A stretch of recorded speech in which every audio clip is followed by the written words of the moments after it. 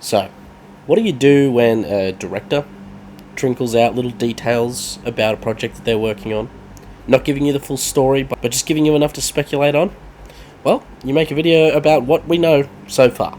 So in today's video I want to step out of universe and discuss everything we currently know about the very first Alien series to be helmed by director Noah Hawley. So, while it seems at this stage that the project is shrouded mostly in mystery, there is a number of pieces of information that have been trickled down to us from various individuals about the show that can start to give us a picture of what the beast might look like. I apologise in advance for my weird sounding voice. I'm currently sick at the moment, but anyway, let's get into the basics.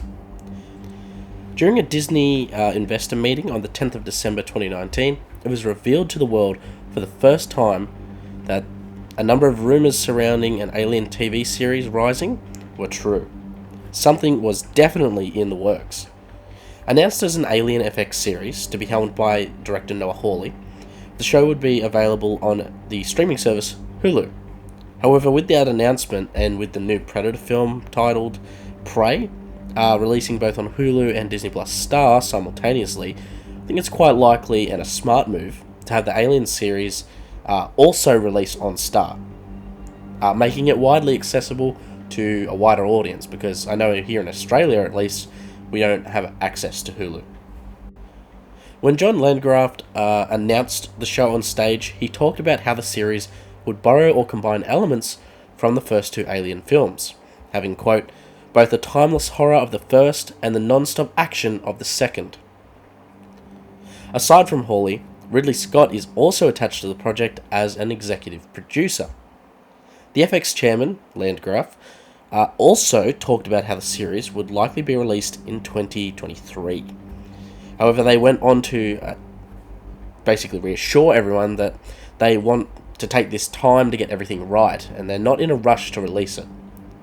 Hawley even stated himself that when you get something with this level of visual effects, there's a lot of preparation that must go into it. And what's been illuminating is to see that the entire film industry had to take a year off, and now they're trying to jam 2 years of production into 1 year. So it's very hard to look at the planet Earth and see where you might make something in the next 6 months. Everyone is racing to make up for lost time, so I figure that I'll let that bubble burst a bit, and then we'll do it right. So from that, we can get that the 2023 release window may not be set in stone. You could take it as it might be releasing earlier. However, I honestly think that it will be probably releasing 2023, hopefully not 2024, but it is up in the air at this point. But you got to take solace in the fact that according to Hawley, the extended waiting is because he wants to make the show the way he wants to make it and not rush it out. Hopefully this is a good thing. That means that the show will have plenty of time to get everything from the writing, visual effects, and even the setting down perfect. I'm a little bit wary on the visual effects thing that they mentioned. I hope that it is as much practical stuff as possible.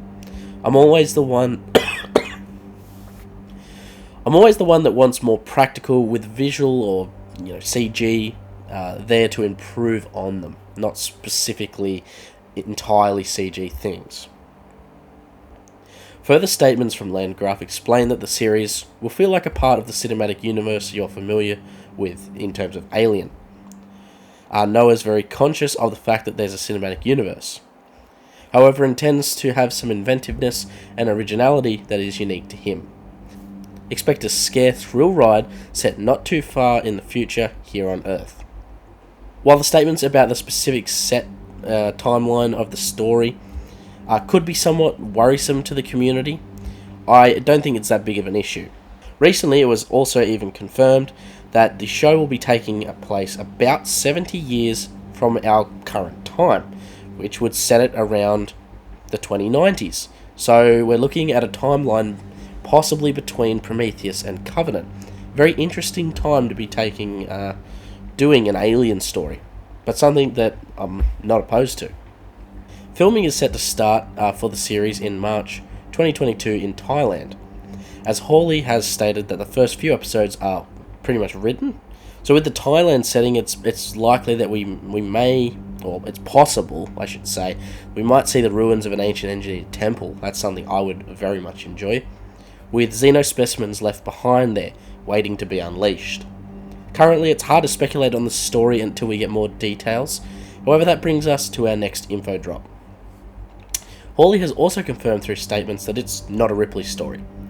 She is one of the greatest characters of all time, and I think that story has been told pretty perfectly. I don't want to mess with it, and then in reference to his story, it's a story that's set on Earth. The alien stories are always trapped in a prison, trapped in a spaceship. I thought it would be interesting to open that up a little bit and see what the stakes of what happens, and see what the stakes are of what happens if you can't contain it, are more immediate. Personally, I believe that it's well and truly time to move away from the Ripley story. That happened, and now it's over. It was amazing, but it's time to explore new things. So this comes as more good news to me, really. I want to see new locations, I want to see new characters, further expansion of the alien lore and canon, with some familiar elements obviously popping up here and there, but new. Let's explore different facets and different areas of this universe. Hawley has talked about the specific class themes that he will be exploring in some way connected to today's political climate, I guess you could say. He says that you're also going to see the people who are sending the lower class to their ends. So you're going to see what happens when the inequality we're struggling with now isn't resolved. If society can't figure out how to prop each other up and spread the wealth, then what's going to happen to us? He calls back to the great alien quote from Ripley. I don't know what species is worse. At least they don't fuck each other over for a percentage. Well, this isn't the exact line that Ripley brings to the table about Burke and the megacorporations, Weyland-Yutani. You know that it's obvious that Hawley is a fan of the franchise, some of who sent them in Prometheus. However, I do understand that was to a lesser extent. Numerous sources have also gotten access to casting calls for the Alien series. The first of were characters Hermit and Wendy. FX is apparently looking to cast a man in his early 30s to play an army medic named Hermit. Wendy is the second of the characters and the sister to Hermit, who is, quote, stuck in another person's body. FX are looking to cast a woman of any age or ethnicity to play her. Hermit believed his sister was killed in an experiment, but comes to realise that she is in fact in this soldier's body, whatever that means.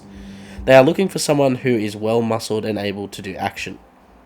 FX is also looking for someone with comedy chops. They've put forward that Denai Guerrera is the prototype for this role. Again, it's hard to glean much from what is going on in the story from these details. However, it seems as though some kind of consciousness transfer and transgender themes may be explored with the character of Wendy. Maybe something similar to the character of Blue Marsalis in the Alien novel by the author Alex White, Alien the Cold Forge. Blue Marsalis was a Weyland-Yutani scientist that used a special apparatus to move her mind into the body of a synthetic being named Marcus to conduct her work aboard the Cold Forge station. It's very possible that this series could explore something very similar, or even the first time this kind of technology was developed. Some of the other characters we have heard of is Kirsch, a synthetic who acts as a mentor and trainer for Wendy. Slightly older and more highly developed, this character will train Wendy, but might have some other intentions. We also have Boy, I think it's Cavalier, a very young man who is the CEO of the company named the Prodigy Company. This company is at the heart of the series, with their experiments and creations leading to a new wave into metahuman territory. Then we have Adam Een, I think, which is Boy's advisor.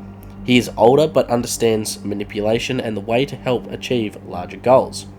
So this is all very interesting. I don't know how all these characters are going to play off each other and what kind of characters they will end up being. During one specific interview, Hawley spoke about the core themes of his Alien series. He stated that the amazing films by Ridley Scott, James Cameron and David Fincher are all great monster movies, but they're not just monster movies, are they? They're about how humanity is trapped between our primordial parasitic past and our artificial intelligent future. And they're both trying to kill us. Here you have some human beings and they can't go forward and they can't go back. So I find that really interesting. So this show is going to continue to play at the heart of the franchise, pretty much, exploring, once again, the disconnect between the different classes across society that seems to only get worse as time goes on.